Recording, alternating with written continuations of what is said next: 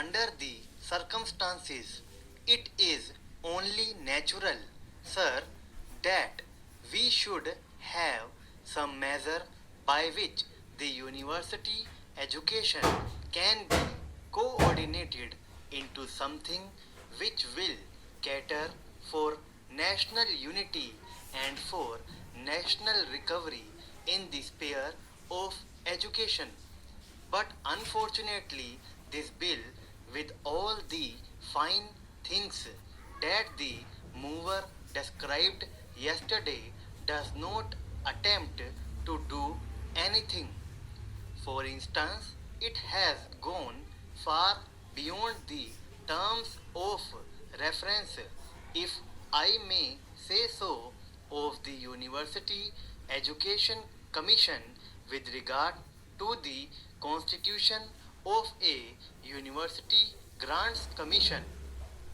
From the very little, it is obvious that the University Grants Commission will deal with the allocation of funds that will be permitted by Parliament for educational purposes. That is how it is done in other countries. In England, for instance, the British Parliament makes a grant and the University Commission distributes it among 19 universities. Here, this is not a compulsory measure. Now, this is not the way to reorganize education even at the university level. Sir, I quite agree that universities should maintain their autonomy and they should be independent bodies, and their purpose in our society is that of, say, the Supreme Court or the independent judiciary in the sphere of individual rights, that is, they stand for academic freedom.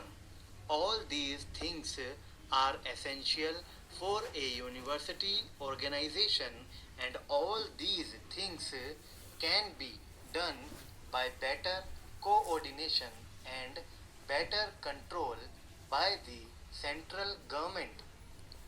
But the question is, does this bill, as it has been presented to us now, make any attempt for, or does it even make provision for attempting these things? My humble opinion, sir, is that it does not. To begin with, sir, it has gone far beyond, as I said, the duties imposed on the University Grants Commission by the University Education Commission itself. Secondly, it has failed to understand the reasons why there is a fall in the standards of education and the reasons why there should be a coordination of efforts and for determining the standards of teaching and examinations in our universities. Sir, the standards of teaching and examinations can be maintained only by